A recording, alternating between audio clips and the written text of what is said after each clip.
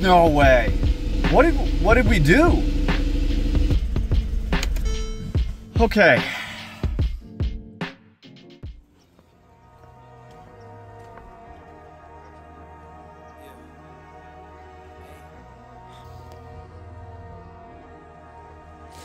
Well, the weather today is just as gloomy as the outlook on the E63 is. But let's see if we can change that.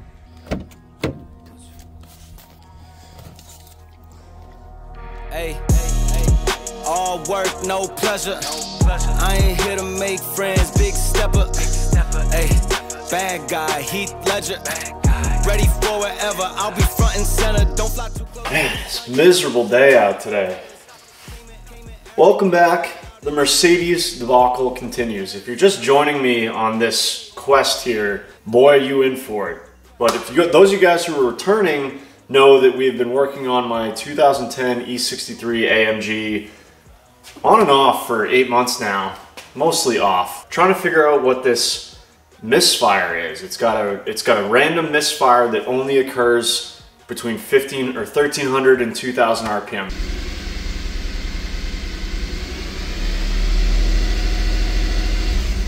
Yep, same thing.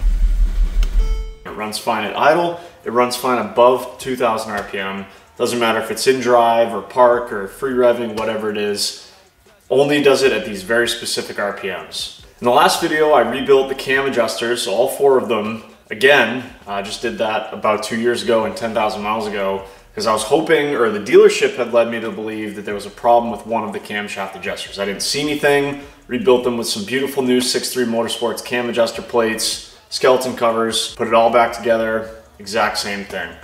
So after that, I decided that I needed to up my diagnosis game. Mercedes uses a very specific Zentry or Star or DAS system that can run all these very specific or Mercedes specific tests. You can send commands and have the computer run, the car's computer run all sorts of diagnostics. It's a very, very powerful tool that they use at the dealership, but it can cost up to like $5,000–6,000 if you were to buy it, elsewhere. Thankfully, we live in a time where, you can get just about anything on the internet. I did a bunch of research, figured out a way to get Zentry right here on my laptop. So let me show you what I've been working on and off for the past week or two to try and up my diagnosis game. So here's my Zentry setup right here. Just this laptop and this device here and a USB cable. Most of the time your Zentry setup is going to consist of like a multiplexer and a weird green cable and mystery boxes and a very specific Toughbook laptop. I found out through a little bit of research online that there's a company or a product here called the Tactrix OpenPort 2.0. Have no idea what it does or how it works, but it's got your standard OBD2 port on this end and a mini USB on this end, and then a USB 2.0 on this side, or 3.0, whatever it is, that plugs into your PC. So that's one side of it. I guess this replaces that multiplexer or whatever it is, or part of it anyways. The other half of it is the software, which is actually ended up being the way harder part. I ended up getting this on AliExpress, the China website. It showed up, just like it was supposed to. I think it was $9 or something like that, on sale from $20. $9 shipped and showed up in like 4 or 5 days. And then the software I got on Etsy, of all places. It was like $19 or something like that. So I got $30 in my Zentry setup right now. The software was a bear to install for 2 reasons. One, this is my Microsoft Surface. I think I got it for free. Inherited it from a family member. And I bought this keyboard just so it's easier to do tuning and stuff and just have in my lap. So this is what I wanted to install Zentry on, but I think it has like 4 gigs of RAM and a really small hard drive. I think it's like 10+ years old, so it's good for most things, but this Zentry program is huge. It's like 100 gigs or something like that. So I tried to install it here. There wasn't enough room, even after I cleared a bunch of stuff out. So this is actually my my portable editing laptop, which is actually a gaming laptop by Asus. So it's got like 32 gigs of RAM and like a 500 gig hard drive or something like that, whatever it was when I first started my YouTube channel 3 or 4 years ago. It's clunkier It's bigger. Its battery lasts about an hour and a half when it's not plugged in on a good day. So it's not what I wanted to use for this, but I just had to because this Zentry program is so big. But yeah, installing it was kind of a pain. You know, I work with computers every day at my day job, just like a lot of us do, but I'm also not like an IT guy. So I had to lean heavily on the seller to kind of guide me through the installation. And it ended up getting to the point where he actually remoted it into the PC and had to finish the installation because we were just getting nowhere. But he got it done, got it working. The other day I quickly took it to the car and was able to connect to the car in Zentry, so I think it works well.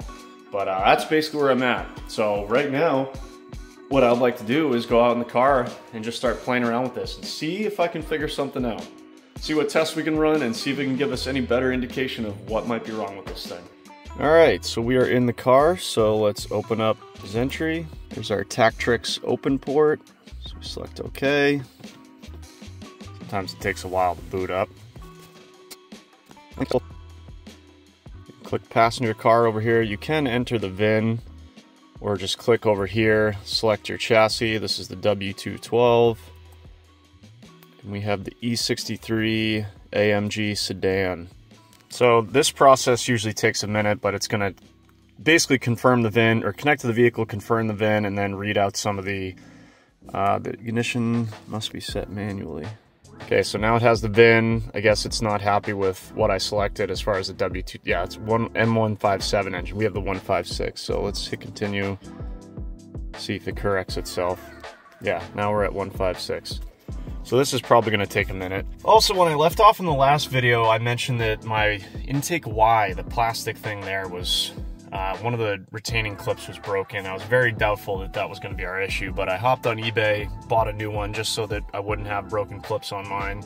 Got a great deal on one, 50 bucks or something like that. Package shows up a few days later. It's got the Y pipe, an extra belt, and a note in it, and it's actually a viewer of the channel, and he said that he has this exact car, W212 E63 with the M156, and he watched, you know, my first Mercedes video where I fixed all the common M156 issues on this car, and it helped him to install a supercharger on his car, which I'm guessing is why he was selling the Y pipe to begin with. But I installed that a couple weeks ago, as expected, no change. But yeah, shout out to the guy that sent me the extra belt and watches the channel, so appreciate that. So now we're running some quick test. I guess that's something that it does every time you boot this thing up. I can actually hear some modules and stuff running, but I believe this is going to print out all the modules in this car, which there's 56 of them, and just basically tell us what any faults are, and where any faults are. I guess really all we're interested in is the motor. So I'm going to let this run. I'll check back in with you guys. All right, so here's the results of our quick test. Here's all the modules and gateways. Anything with a green check mark next to it over here, I believe, means there's no faults. Anything with a letter next to it means there's something going on. But if you guys are familiar with these German cars, there's always like you know, these modules always have some sort of code in them, maybe from years and years ago, like a door actuator or something. But really, obviously right now, the only thing that I'm interested in is the motor. So here are our engine codes. None of these are really new. Those are basically our post-cat O2 sensors, which are basically unplugged at the moment, but that doesn't have any effect on how the car is running. Just for giggles, I actually swapped these two upstream oxygen sensors just to be sure that I didn't have them swapped, and the car actually throws a code for that. So I've since corrected that, but that's still stored. And then here's all the other codes that we've been getting all along. So that's nothing really new. Probably a generic misfire right here, 137. This one's new. Position sensor 1 for the crankshaft has an electrical fault, but it's not current. So that's probably when I unplugged it to replace the crank position sensor like 6 months ago. But yeah, this is about as far as I've got.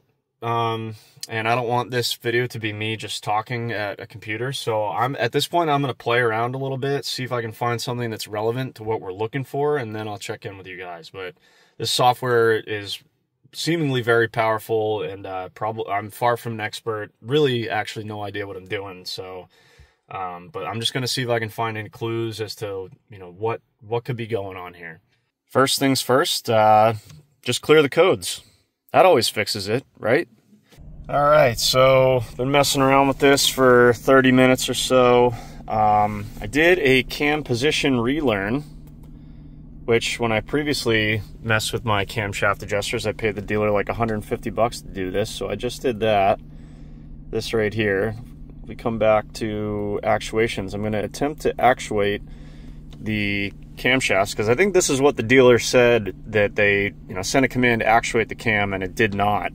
So we'll see what it says. I'm waiting for us to get into the spec. All these have to be green. We're waiting for coolant temp to come up before it will let us do this. But as you can see, if we go through these 4 camshafts right here, this is the reading. So, position of intake camshaft of left cylinder bank. If we scroll through these, right bank, left bank exhaust, right bank exhaust. They're all reading. We're getting a reading from all of them. So, we can't say for sure, but one would think that can rule out our position sense. And they're all like, these are the exhaust cams are both at about 15, at least at idle, and about 27, 26 on the intake side. Those both match up. We'll see what they do at 1500, and maybe I can plot this stuff too, like on a graph, and we can see if anything starts to deviate, but just messing around right now. Sun's trying to come out.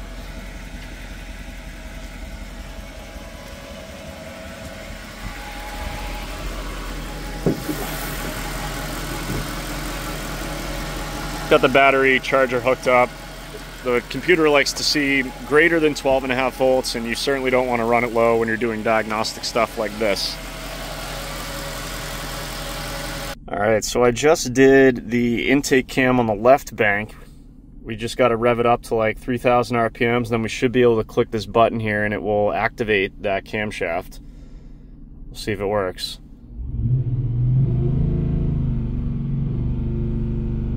Here we go, hit the button.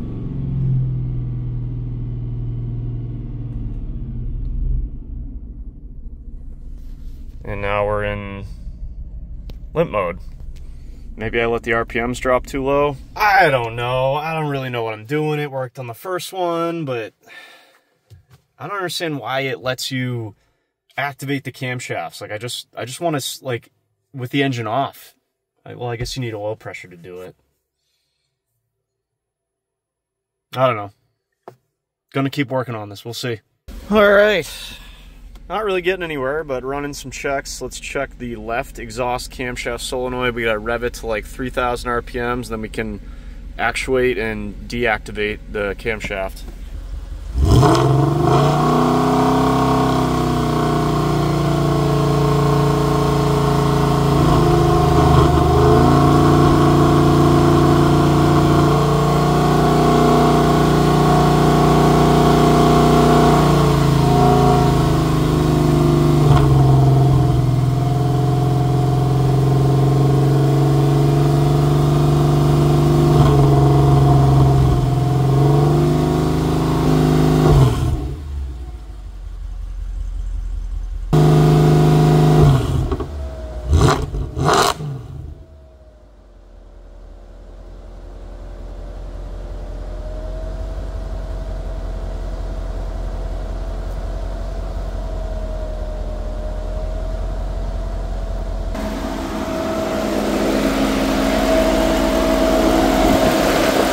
Got the cooling fan going.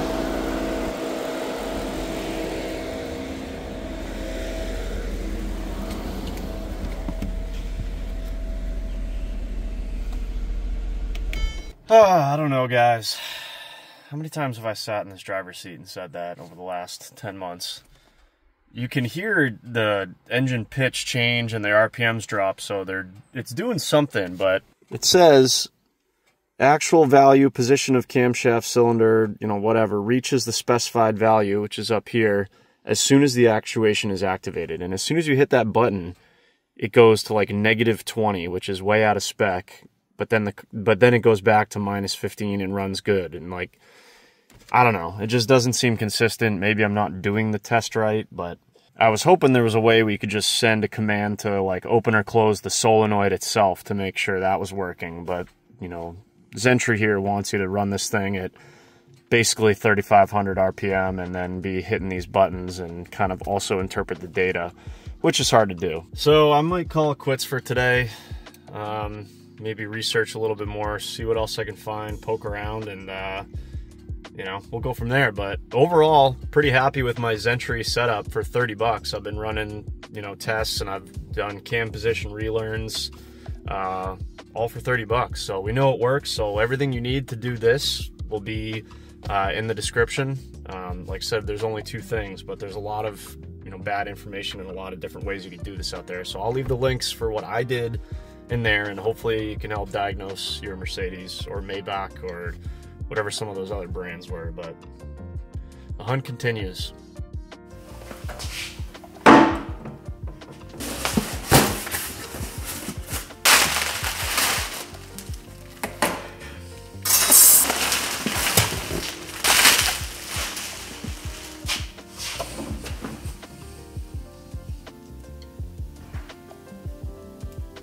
I know what you're thinking. Chris, we've been here before. You already took the intake manifold off and cleaned it out and checked it for cracks and all that other stuff that you look for in the M156. And I know, I did, but I'm kind of running out of options here. And well, let me back up for a second. So I haven't touched the car in about 6 weeks. About 6 weeks ago, I finally got my Zentry or Star diagnostic system working.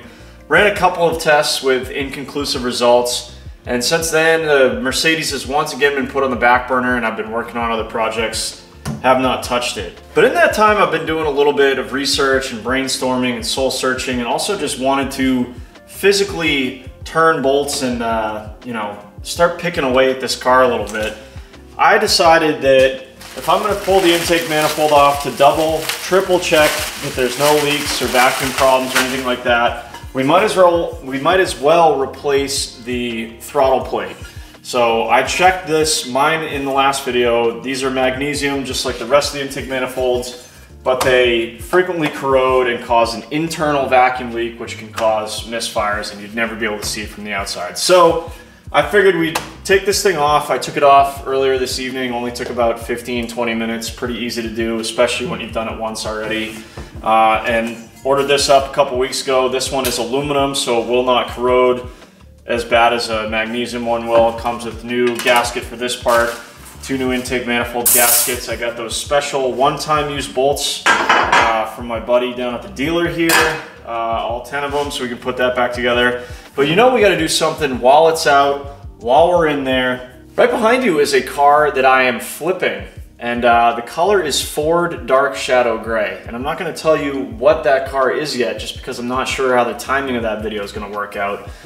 So you have to stay tuned for that, but it is a Ford, it is Dark Shadow Gray. I already painted a bumper for it in my temporary paint booth, which is set up in the corner over here. So I have the paint. Ford Dark Shadow Gray is, you know, a dark metallic gray. You guys can look it up. Not only did I have the paint anyways, but coincidentally, Ford Dark Shadow Gray looks a lot like the P31 intake manifold, or I think it's called the 507 package, that some rare M156 got with the fully forged internals. They painted, or you know, powder coated or whatever it was, the intake manifold like a dark metallic gray. And so I think that I'm gonna basically make mine look like that, but I think it's gonna look even better because we're gonna do primer, base coat with the Dark Shadow Gray, and then clear coat. Should look insane. So, in less words, what we're gonna do here is pull this intake manifold all apart again, double, triple check everything, clean it out, install my new throttle plate and associated gaskets, make sure everything's 100% good to go. I guess, but before we do that, we're gonna prep and paint this intake manifold lid, Ford Dark Shadow Gray. Slap it all back together, see that the car does the exact same thing, and then we'll move on to the next thing. Sounds great, let's do it. Woo!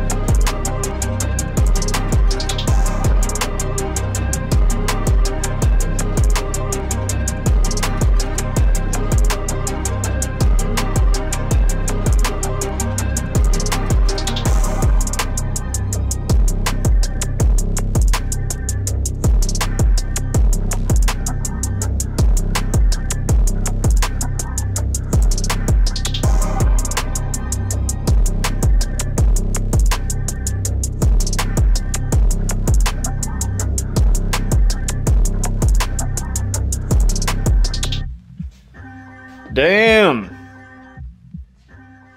Screw your Black Series or 507 intake manifold.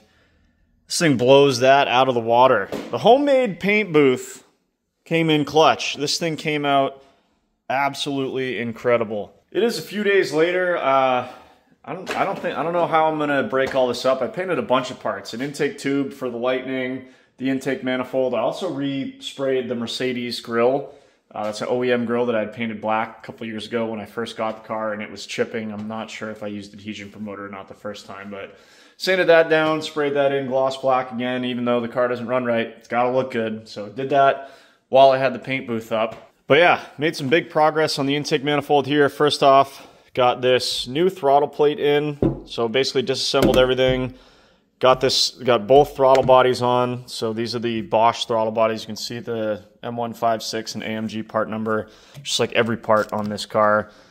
Pretty easy, just basically took it apart and put it back together the same way. It came with a new gasket. Again, this is the old one. I really don't see any cracks. I mean, it doesn't look very good, but I really don't see any cracks or anywhere that this thing could have leaked. So I really do not feel like this was our problem, but last time I did this, I didn't take the wire harness apart out of here, so I just wanted to make sure that there wasn't anything I didn't miss and that, you know, could be potentially causing our issue. So now we at least have the peace of mind that our throttle plate is now the aluminum style, so we don't have to worry about the magnesium corroding. Got a new gasket here. Everything on here is nice and tight and put back together. So this is all ready to go back together. You can see I obviously took off the AMG engine plate, so I'm going to pop that thing back on. That is going to look sick. All the injector ports are blocked off. Got to take all these out. Use random bolts to, you know, make sure that we didn't get any paint in the threads that we need. Taped off the throttle body, etc., etc. Even saved this little sticker that I found that goes on the back here. I might see if I can reattach that with some glue or something, but just thought that was cool. But yeah, this thing came out incredible. So I think at this point, it's time to completely reassemble this intake manifold, get it back to how it was. Get the fuel rails back on. I might even try and smoke test it. Not really sure how I'm going to do that yet, but just make sure that there's no internal vacuum leaks that could be causing our issue. Let's get it all back together, get it back out on the car. It's raining and cold out right now, so hopefully that stops before I'm ready to do that. But yeah, let's get it all back together, get the car started, find out we changed absolutely nothing, and then we'll go from there. All right, terrible plan. Let's do it.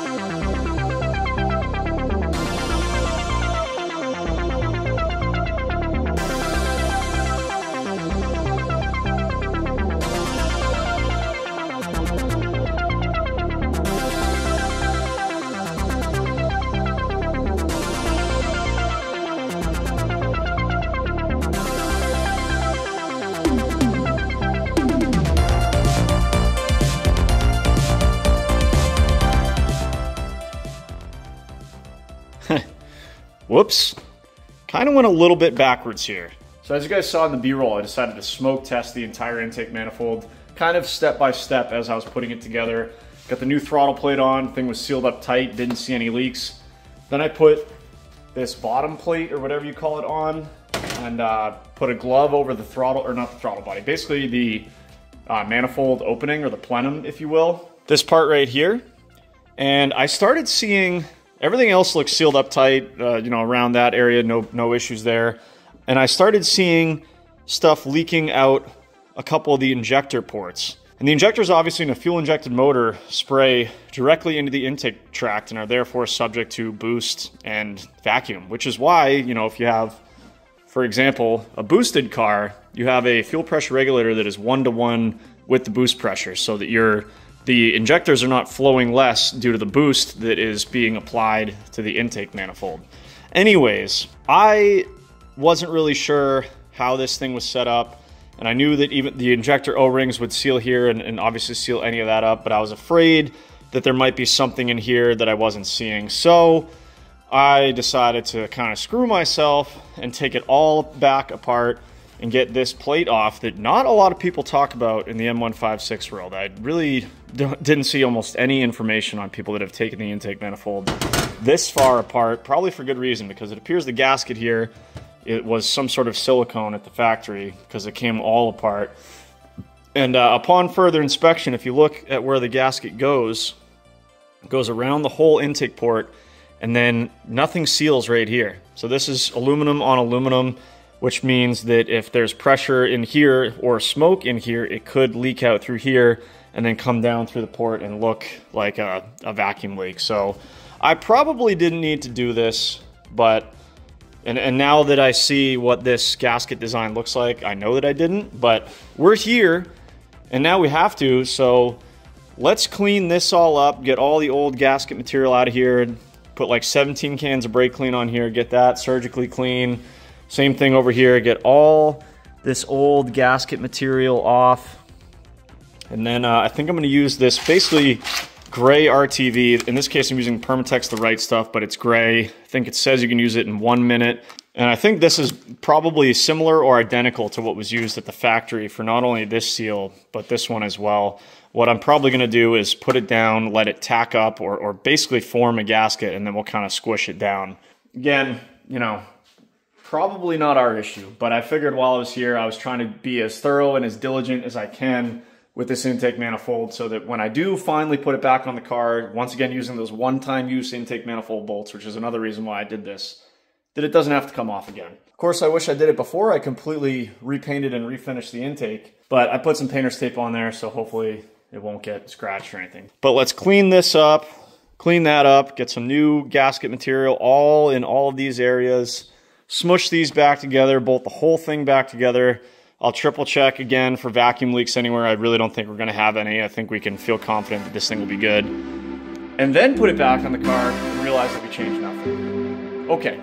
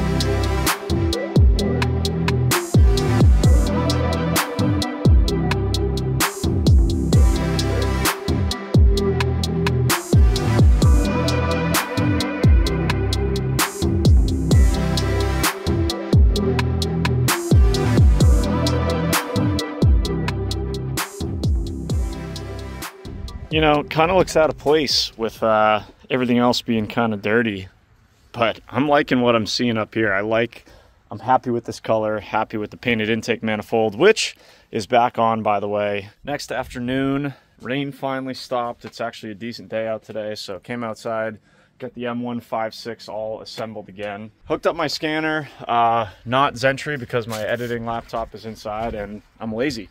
I just wanted to clear any codes that are in there right now. But at this point, I think we're ready to start this thing, see that we've changed absolutely nothing, and then I can, you know, maybe move it into the garage and we'll move on to something else. But let's start it up, see what happens.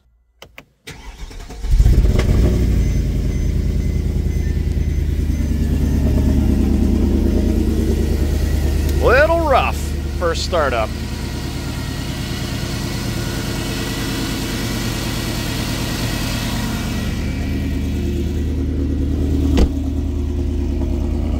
Still sounding healthy as ever back here though. Woo!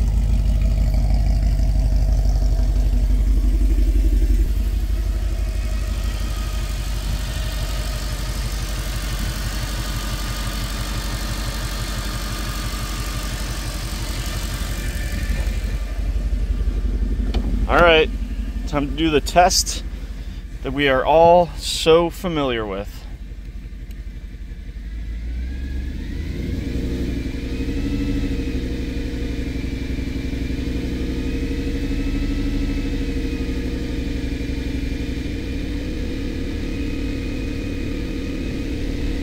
Wow. I don't think it's ever gone this long before. Don't jinx it. Please don't jinx it.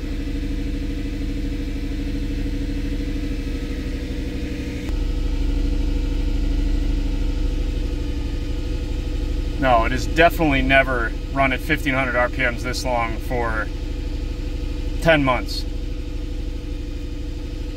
No way.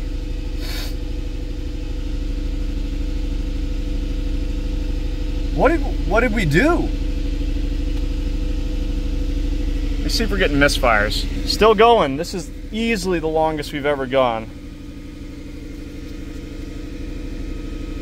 ECU information. No, we want live data.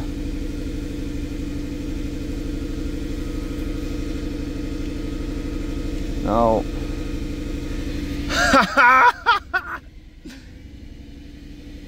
I don't want to get too excited yet though, but oh my god.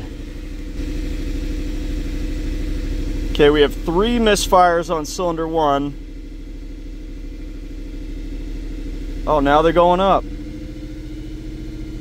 Oh, you...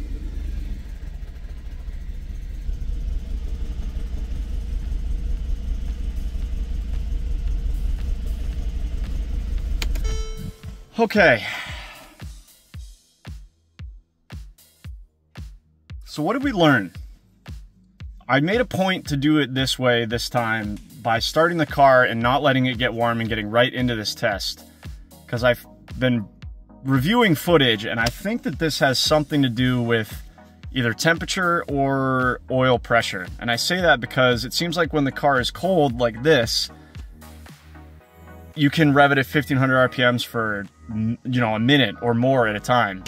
But I bet you if we run that same test when the car is hot, maybe when the oil thins out, it seems like it does the misfires almost immediately.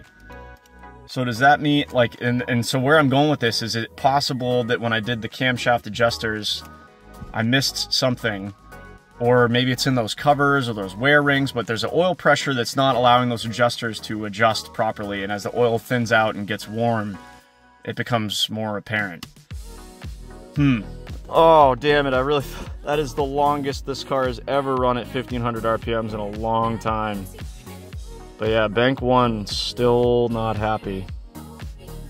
But I think we learned something, and that's important. And the intake manifold looks freaking sick. So is this, can we call it a win? Can we just try and be positive here for a minute? Start it back up. Runs perfect. Nothing new there. All right, let's warm it up and do the same thing. Let's get this thing nice and warm. All right, we are just about warmed up. Let's run this same test. So remember, we could run this thing for like a minute at 1500 RPM with no misfires. Let's see what happens now.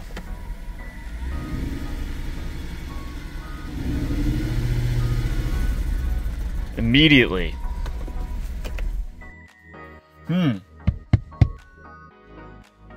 Yeah, and mostly on bank 1. And I'm pretty damn confident at this point we can rule out any sort of vacuum leak or anything really related to that, especially at the intake manifold. I've been through that thing top to bottom now. It looks great, and I'm almost positive it does not have any leaks. Even like I said, I was pretty sure it didn't before, but now we know. I took it all apart, replaced the throttle plate, smoke tested it. So I don't think this is a vacuum leak. Now, and you know, we've got new injectors, new spark plugs, new O2 sensors. I replaced the map sensor. Didn't even film that just now, just because I had it and it was like $6 on Rock Auto last time I did an order. So we are still getting misfires on bank 1. I think there's something going on with one of those adjusters or the cover. It had the valve cover off last time, didn't see any cam wear. The lifters are new. I think the next move is pull the car in the garage, take the cam covers or valve covers and the adjuster cover off. And first of all, I want to inspect that cover itself, make sure there's no scarring that I didn't notice last time. And also, I might end up pulling the adjusters again. There was a little bit of something that I kind of ignored or just wondered if maybe it was normal last time, and I think I'm going to look at that a little bit closer here. So.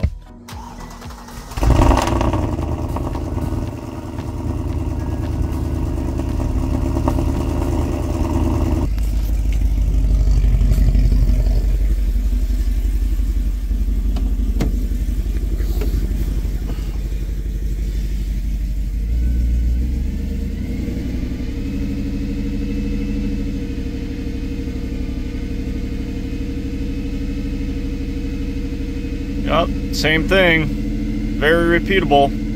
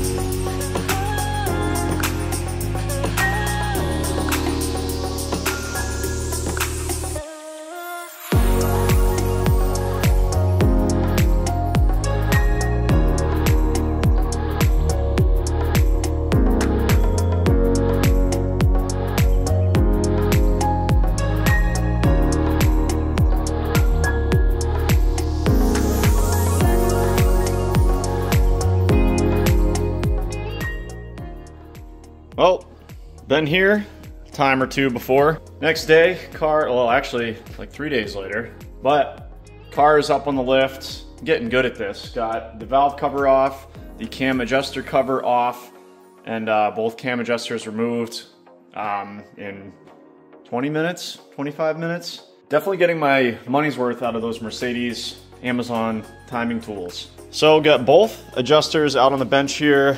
Got I for intake, E for exhaust, and I'm gonna take these apart and see what I can find, but I also wanted to inspect a couple parts before we do that.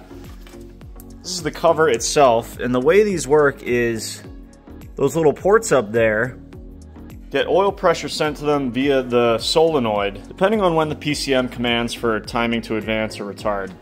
And there's those three, you can see those three oil control rings in the wear areas where they kind of ride in this machined aluminum surface here. Sorry, I'm trying to get the light so you guys can see.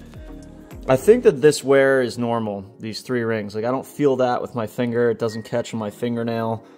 There is a little bit more wear right there I would say that that is not normal, but again, I don't really feel that. I can feel maybe a little bit with my fingernail.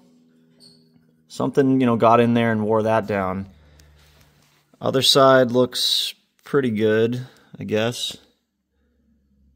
I don't know, let me know what you guys think. Is that normal for these adjuster covers? I think that these 3 rings are, but, you know, that probably isn't right there, but is it causing our issue? Probably not. Maybe. I don't know. So that's that. And then the other thing I wanted to look at was these rings themselves. If they had any excessive wear. And I don't see any.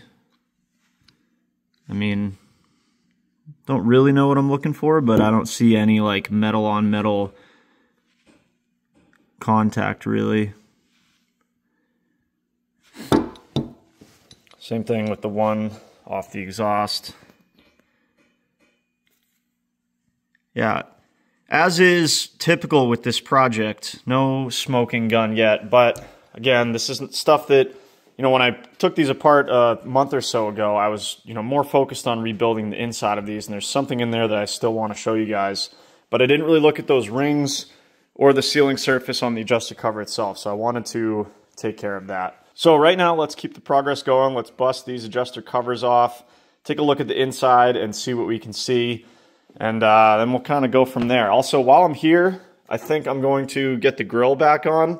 You guys can see there's some scuffs and stuff on it, and that's because I did have, I think, 1 run and then like a couple nibs of dirt that I quickly wet sanded the other day. And I started to polish it using my little Rupes Hybrid Nano mini polisher here. But this thing is hard to hold on the bench, so I think I'm going to put the grill back on the car, and then I'll finish buffing it. So yeah, let's get these covers open, see what we can find.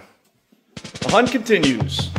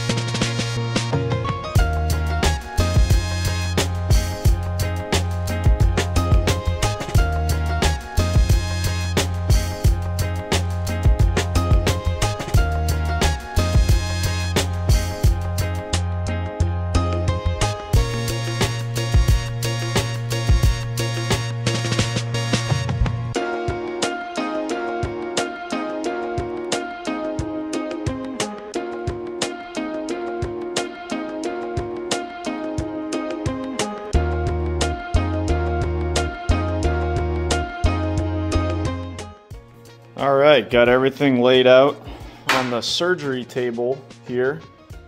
Both cam adjusters completely blown apart for, I think, the 3rd time. So, here's what I found. I think I'll put a picture up on the screen. I took this picture last time just because I wanted to make a mental note of it. And here it is in real time. I can't remember which picture it was from. I think it was, or which side the picture was from. I think it was the exhaust adjuster. But if we zoom in here, there's some wear on each one of these fins, I guess we'll call them. Again, I really don't know if this is totally normal or not. But if we get up close, some of them, you know, it looks like metal on metal. Like the wear pattern is not consistent around the edge. Same thing in the center here. There's some wear there. Same thing. I don't know, maybe I'm grasping at straws here, but I just wanted to take another look at these. There's definitely some visible wear on each of these adjusters, both on the, you know, the fin thing itself and also on the internals here. Like, let's look at that. That looks like some gouging, like metal on metal.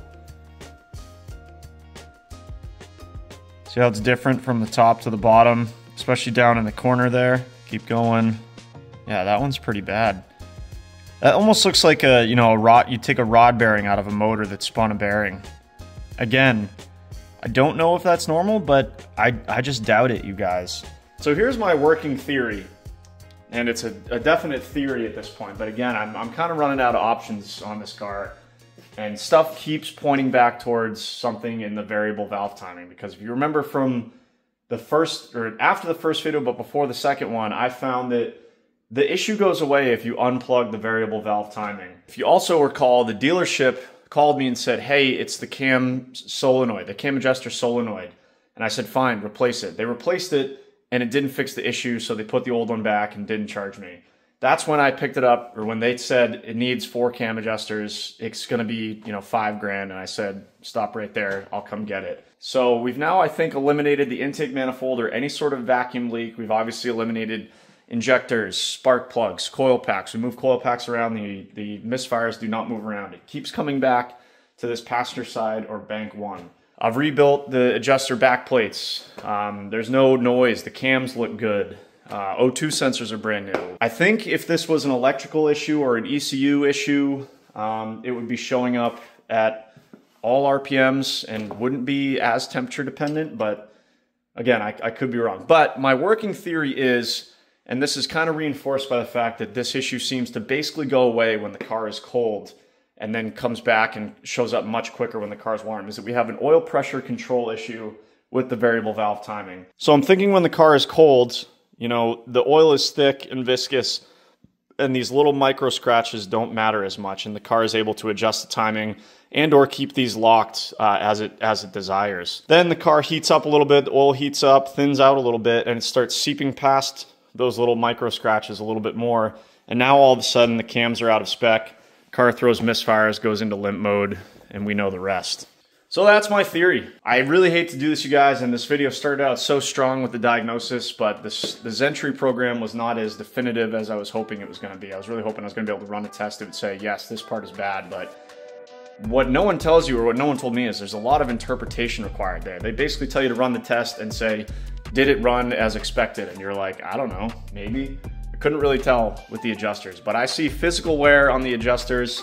I think we have some sort of variable valve timing issue here. I think I'm gonna load up the parts cannon and fire it at this thing. Maybe parts cannon is a strong word because, like I said, I've done a good amount of my own due diligence to think that we have an issue in this vicinity here, and the parts are not cheap, but they're not terribly expensive either. So I think I'm gonna order a good used one of these covers, and if I get lucky, I might even be able to find one that has all the solenoids and sensors on it, so we can eliminate basically all 5 of these components. The cover itself, both solenoids and both position sensors. Get one of those, and then see if I can get 1 or 2 good used adjusters, blow them all apart like this, inspect them, and then if, you know, the parts inside that we see are good, then I can rebuild them with the good E63 Motorsports back plates, titanium hardware, and their nice skeleton covers. And with any luck, resolve this issue once and for all and get back to the fun stuff like mods. And, you know, even though it's December and my winter and snow tires are still on from last year, maybe even bolt up my summer wheels just for fun. Maybe get to the paint correction that I've been putting off for 2 years, who knows. But as always, especially with this project, you guys, let me know your comments and thoughts down below. What do you think is wrong here? Do you think I'm on the right track with this oil pressure control issue? Let me know. But the car is on the lift. It's torn apart, which means it's taking up space and taking up the lift bay, which means I need to work on it quickly. So as I apologize for the lack of Mercedes content, but I'm gonna have another video up, hopefully right after this, working on this car, and with any luck, maybe we'll get it resolved. So thank you guys for watching. If you enjoyed the video, give it a thumbs up. Obviously, subscribe if you haven't already, and I'll catch you in the next one. Hopefully with a fixed Mercedes. Unlikely. We'll catch you later.